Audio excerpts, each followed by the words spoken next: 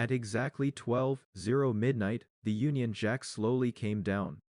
The drums began to roll. Tears filled the eyes of thousands. And then a powerful voice declared words that would echo across Africa forever: Ghana, your beloved country, is free forever. But what really happened on that historic night of 6 March 1957? Who stood there? What sacrifices lay to that moment? And why do Ghanaians celebrate this day every single year with pride? Today, we travel back in time to witness the birth of a nation. The story: 6 March 1957. Before Ghana became Ghana, it was known as the Gold Coast, a British colony rich in gold, cocoa, and human labor. For over a century, Britain controlled the land, its politics, and its economy. But by the early tensions, something had changed. Educated Africans were demanding participation in governance. Chiefs were resisting colonial pressure. Young nationalists were organizing. The desire for self-rule was growing stronger. The rise of nationalism: in 1947, a political group called the United Gold Coast Convention (UGCC) was formed. Their goal? Self-government, but gradually. Then came a bold young leader who would change everything: Kwame Nkrumah. Nkrumah believed in self-government now. Not tomorrow. Not slowly. Now. He mobilized workers, market women, students, and farmers. Through strikes, protests, and political organization, the pressure mounted on Britain.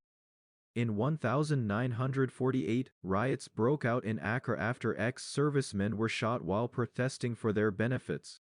This event shocked the colonial government and made it clear the Gold Coast was ready for change. The political victory: in 1949, Nkrumah broke away and formed the Convention People's Party (CPP). His message was simple: freedom, unity, independence. In 1951, the CPP won a massive victory in elections. Even though Nkrumah was in prison at the time, he was released to become leader of government business. More elections followed in 1954 and 1956. Each time, the CPP gained stronger support. Finally, Britain agreed the Gold Coast would become independent. The date was set: 6 March 1957. The midnight of destiny. The location: Old Polo Grounds in Accra, near where Black Star Square stands today. Thousands gathered under the night sky. Traditional drummers played. Soldiers stood at attention. Chiefs wore kente cloth. Ordinary citizens stood shoulder to shoulder. Then the moment came. The British flag was lowered. A new flag was raised, designed by Theodosia Oko. Red for the blood of those who died. Gold for mineral wealth. Green for the land. And the black star, symbol of African freedom and unity. As the clock struck midnight, Kwame Nkrumah declared, "At long last, the battle has ended. And thus, Ghana, your beloved country, is free forever." The crowd erupted. People cried. People danced. People prayed. The Gold Coast was no more. A new nation was born, Ghana, named after the ancient West African Empire.